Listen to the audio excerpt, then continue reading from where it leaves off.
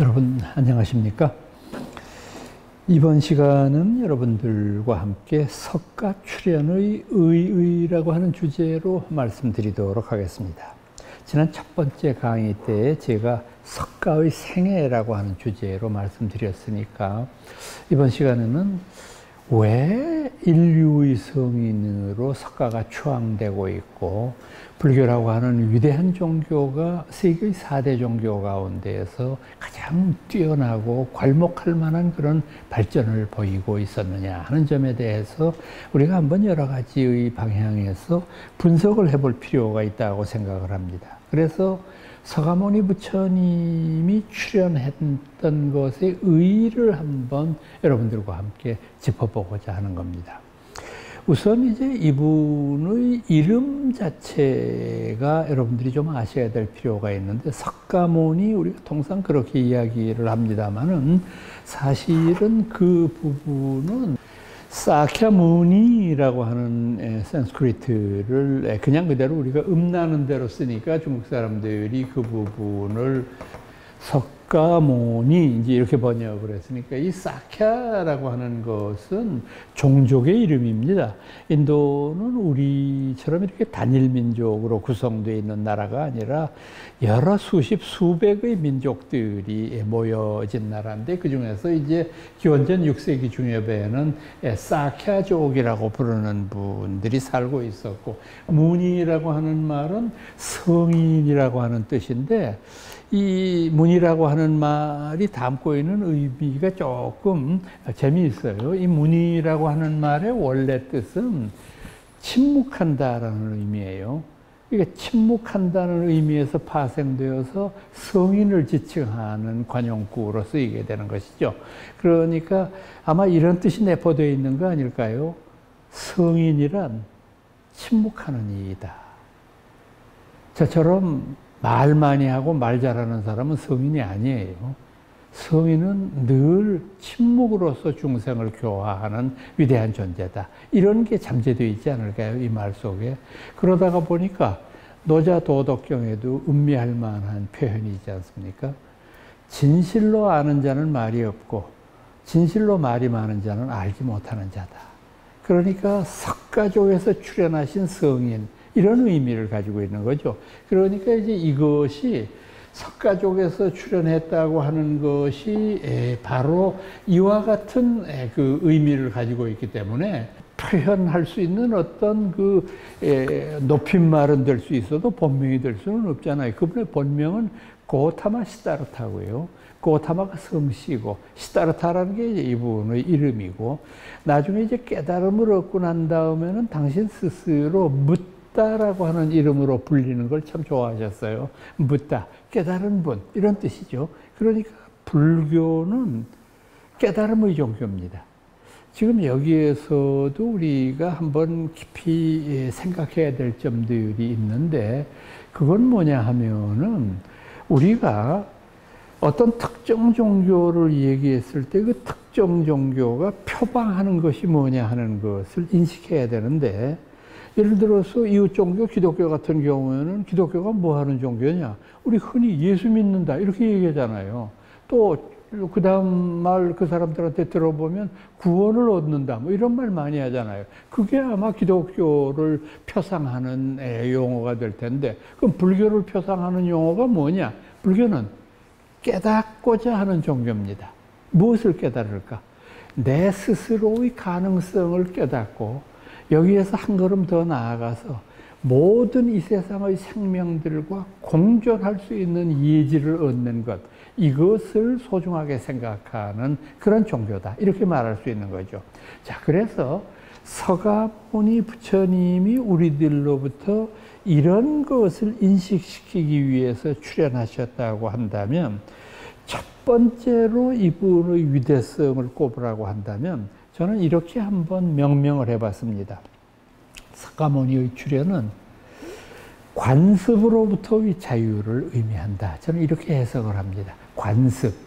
참 이 사람들이 고치기 어려운 것이 관습이에요. 여러분들 이렇게 자동차 운전하시는 분들 한번 생각해 보세요. 대개 당신이 댕기는 길로만 댕기려고 그래요. 어디 직장에 있으신 분이 있으면은 이리 가도 되고 저리 가도 될 때 늘 자기가 가는 대로만 가려고 그래요. 여러분들 고향하실 때 이렇게 보면 늘 자기가 좋아하는 반찬 쪽으로 젓가락이 갑니다. 또 사람들은 이렇게 보면은 관습의 그 폐해에서부터 벗어나지를 못해요. 그러니까 제가 이미 지난 시간에도 말씀드렸다시피 부처님이 히말라야에서 6년 동안 고행하실 때 고행을 통해서는 깨달음을 얻을 수 없다 이렇게 생각하고 그 고행을 포기했을 때 당신과 함께 수행했었던 5명의 비구들은 부처님을 배신자로 여겼거든요. 우리는 시다르타가 참 위대한 분이라고 생각하고 그분을 따르고자 했는데 그깟 고행의 끝에 오는 죽음이 두려워서 고행을 포기하다니 이 사람은 결코 따를 만한 사람이 못 되는구나 이런 생각을 했거든요. 그러니까 이 관습이라고 하는 것으로부터 벗어나는 것이 얼마나 어려운 일이라고 하는 것을 여러분들이 인식하셔야 됩니다. 그래서 저는 부처님이 이 관습으로부터 벗어나게 되는 몇 가지의 징후를 들었는데 첫 번째는 제사의례로부터의 해방입니다. 부처님 당시에 베다의 그 신관에 의하면은 이 우주는 신들에 의해서 창조되었습니다. 신들 중에서도 가장 으뜸인 자는 신중의 신, 유일신이라고 불렀습니다.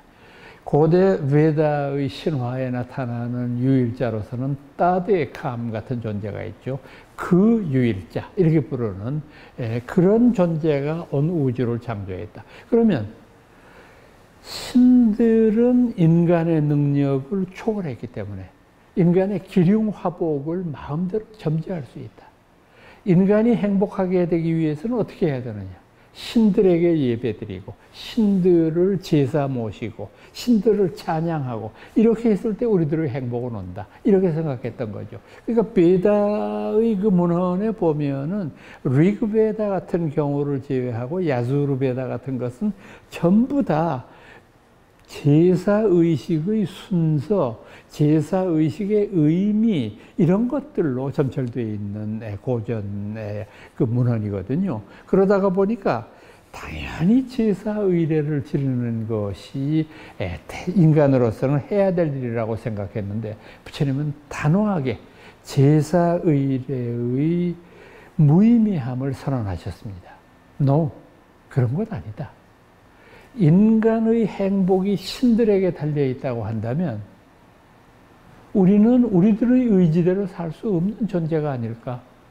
그럼 우리는 신들이 하자는 대로 살고 신들이 죽으라면 죽는, 즉 나로서의 어떤 인격적인 자유가 전혀 보장되지 않는, 그러나 그렇지 않다.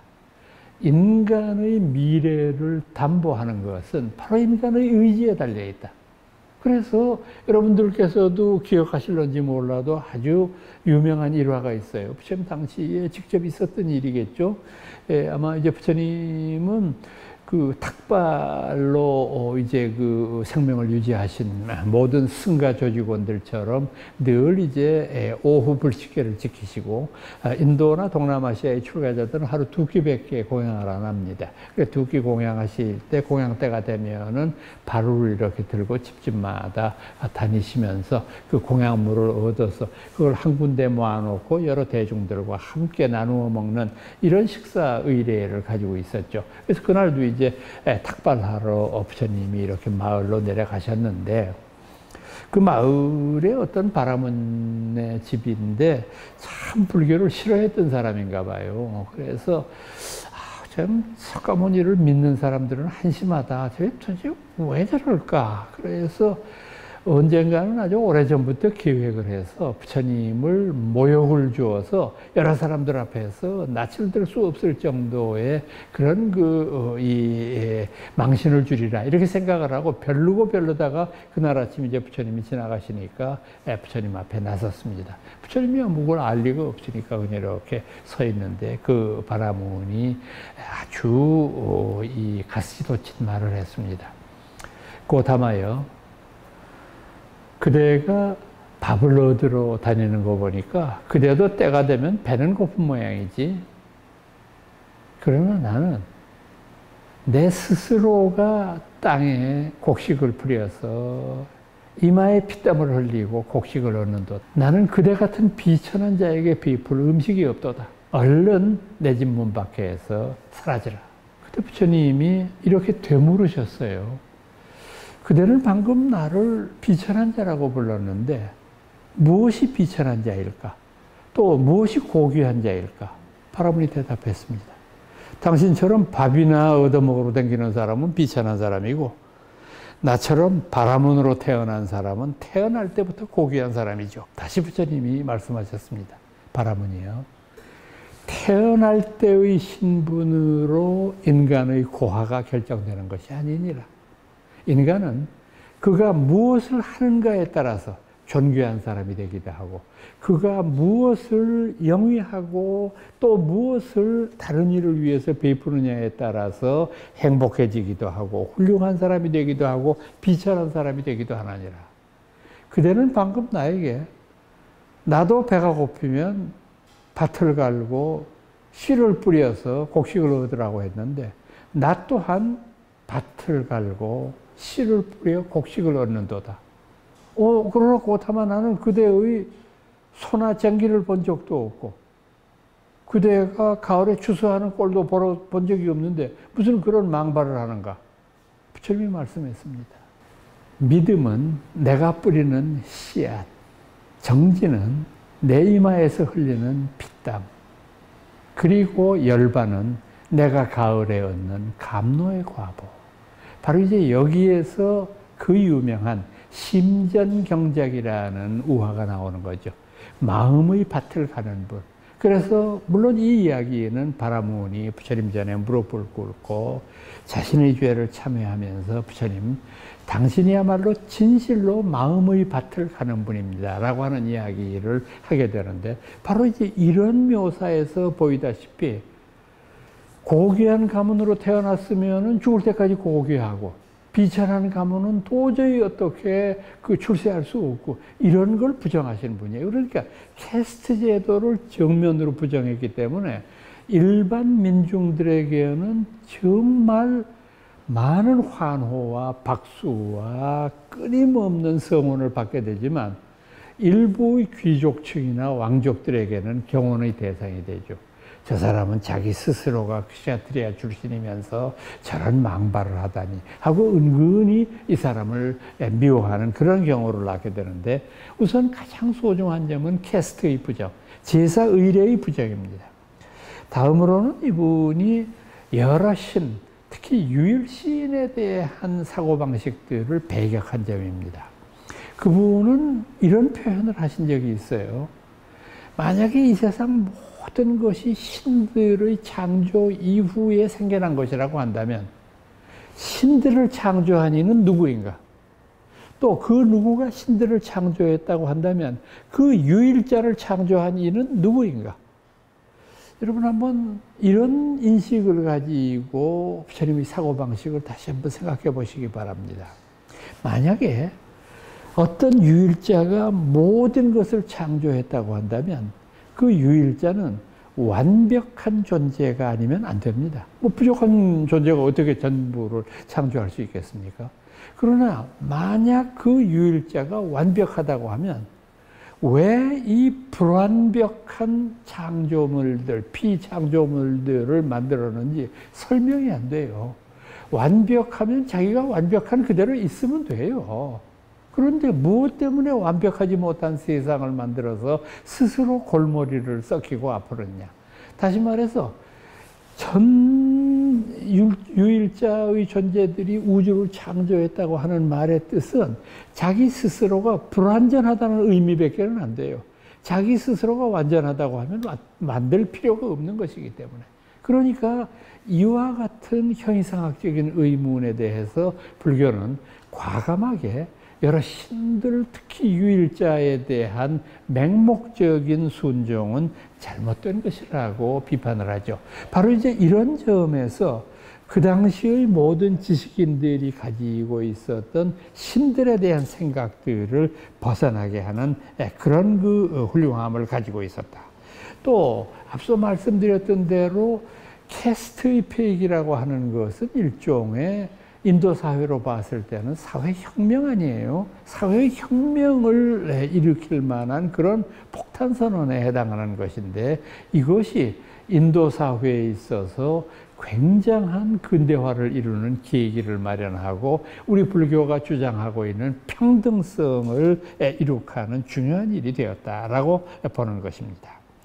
두 번째로 제가 석가출현의 의의를 말씀드린다고 한다면은 바로 그분의 비약적인 교단 발전의 비결입니다.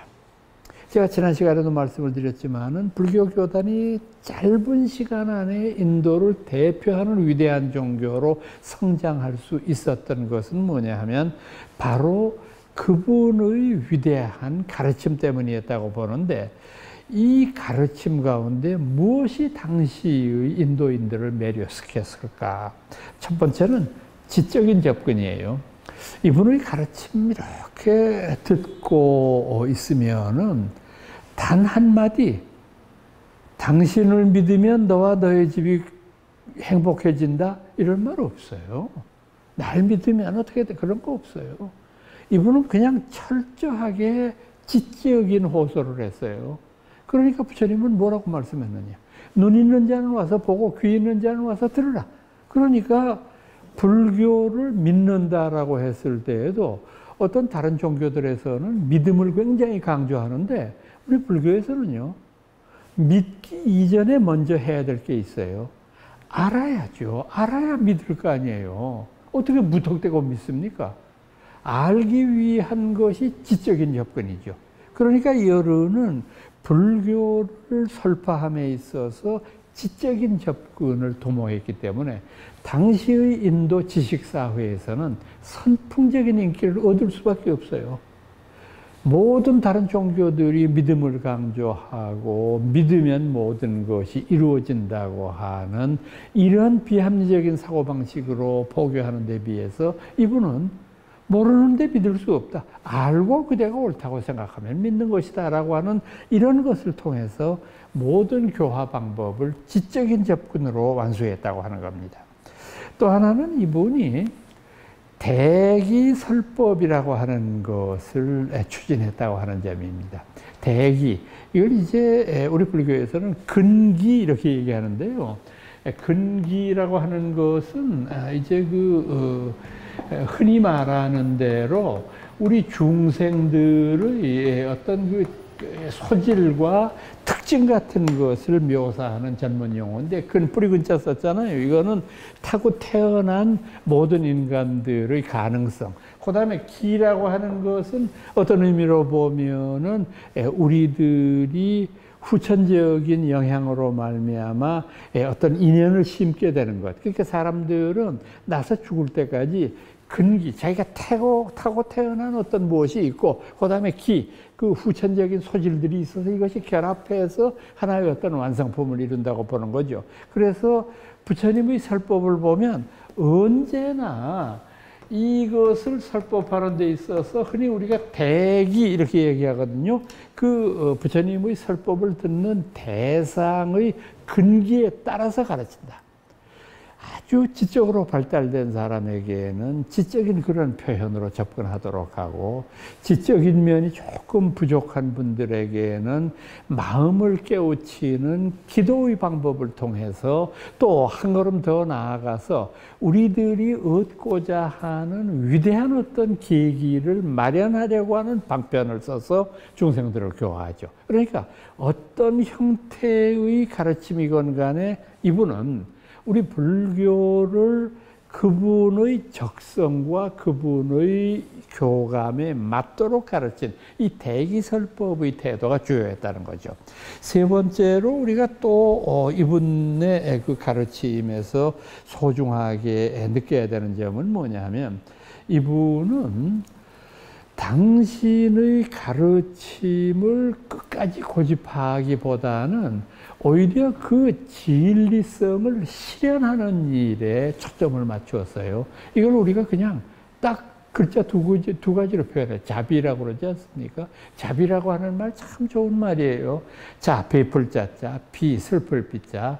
남에게 뭔가를 베풀 뿐만 아니라 상대방이 당하고 있는 고통을 없애주기 위해서 노력한다. 그래서 자비라고 하는 그런 표현을 하는데, 이런 실천적인 면모가 굉장히 중요하게 대두될 수 있다고 생각합니다. 또 세 번째로 저는 석가출현의 의의를 묘사할 때 첫 번째로 불교의 가장 소중한 점은 뭐냐면 불교적인 휴머니즘입니다.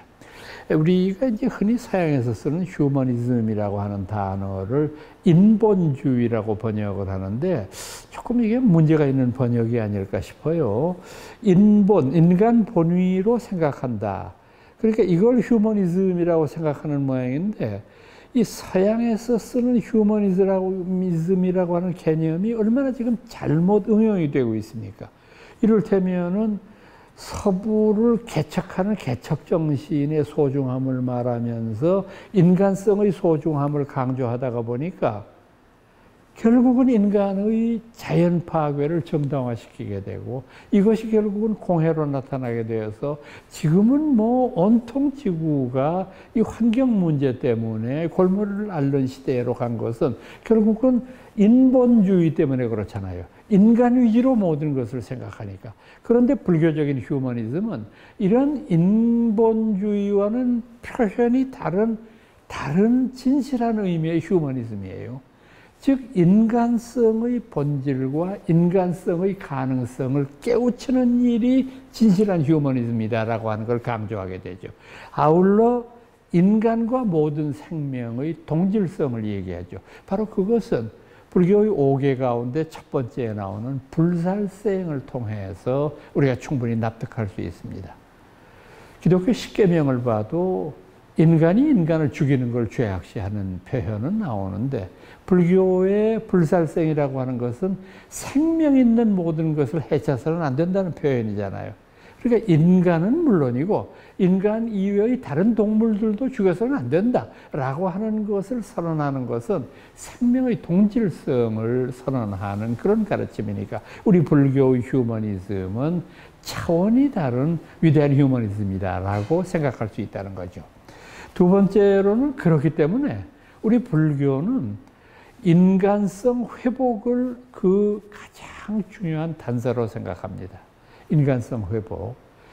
나중에 이제 발달된 선종 같은 데에서 그런 표현을 많이 하는데, 나고 죽음이 똑같다라든지 생사번뇌와 보리해탈이 똑같다라든지 아주 극단적인 두 대비의 상태를 놓고 이것이 똑같다는 표현을 하는데, 그것은 어떤 의미를 두고 있느냐 하면은, 만약에 우리가 인간성을 회복하지 못한 상태에서 살아간다고 하면 중생은 번뇌의 존재로 살 수밖에 없지만, 인간성을 회복한 수행의 결과로 얻어지게 된다면 그 인간성 회복이라고 하는 것은 곧바로 우리가 불성, 열애장, 부처의 성품, 열애의 씨앗을 그대로 회복한 것이기 때문에, 그러니까 그 인간성 회복의 가장 중요한 단서가 되는 건 마음이죠. 그래서 우리를 흔히 불교를 마음의 종교 이렇게 부를 수 있어요.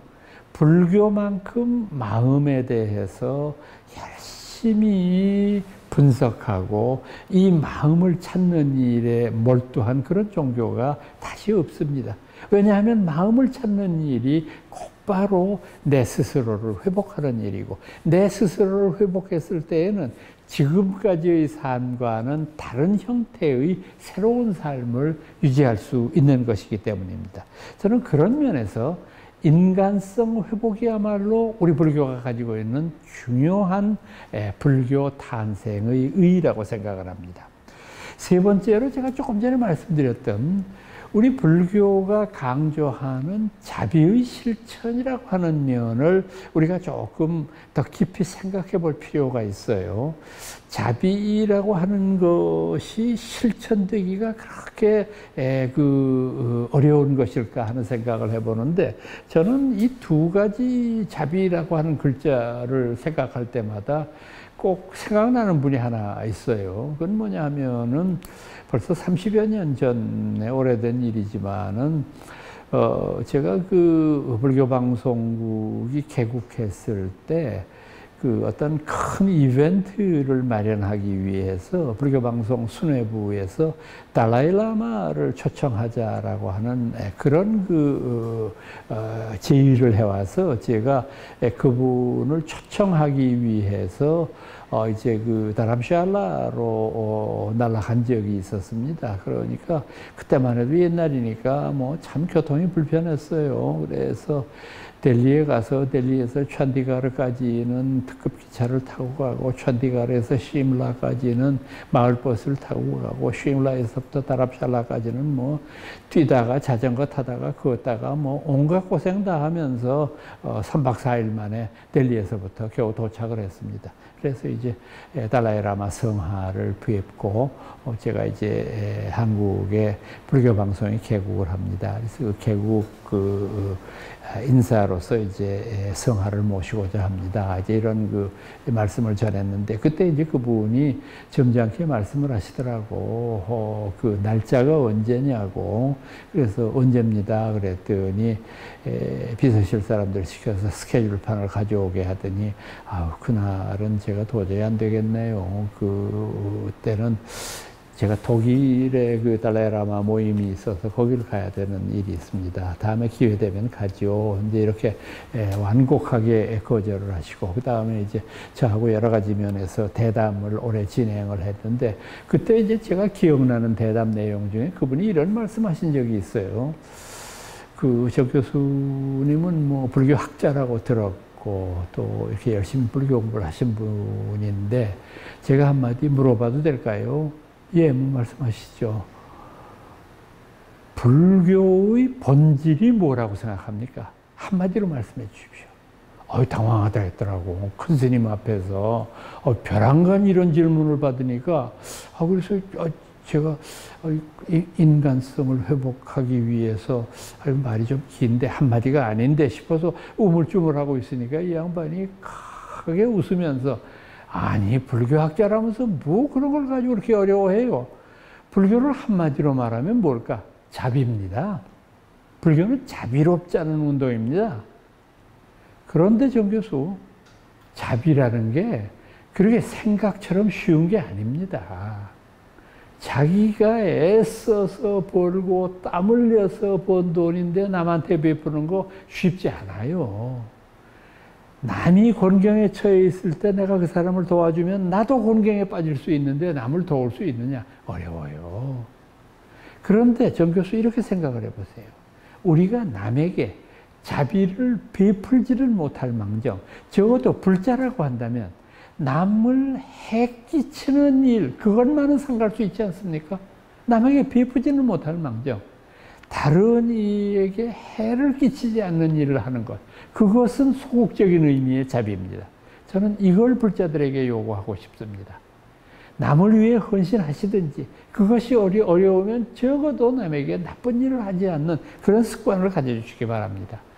참 저는 여태까지 들은 어느 큰 스님 법문보다도 더 가슴 속에 사무치게 와닿았던 말씀이고, 정말 큰 스님은 역시 다르구나. 뭔가 이렇게 표현하는 불교를 이해하고 설명시키는 방법도 다르구나 하는 것을 느꼈고, 그 다음에 이제 그것으로 그분과 인연이 돼가지고, 제가 이제 우리 한국인들을 위한 달라이라마의 특별 법화 때에는 꼭 제가 통역으로 참석을 했었습니다.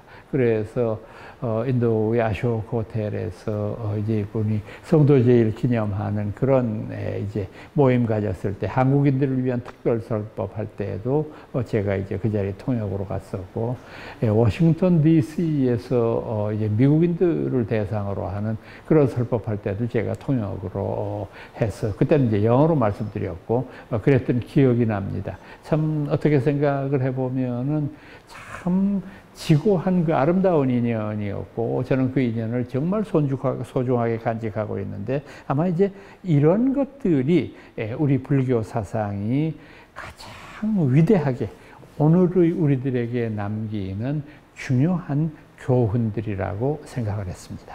오늘은 여러분들께 석가 출현의 의의라고 하는 주제로 말씀드렸습니다. 저는 다음 시간에 다시 찾아뵙도록 할게요. 여러분 고맙습니다.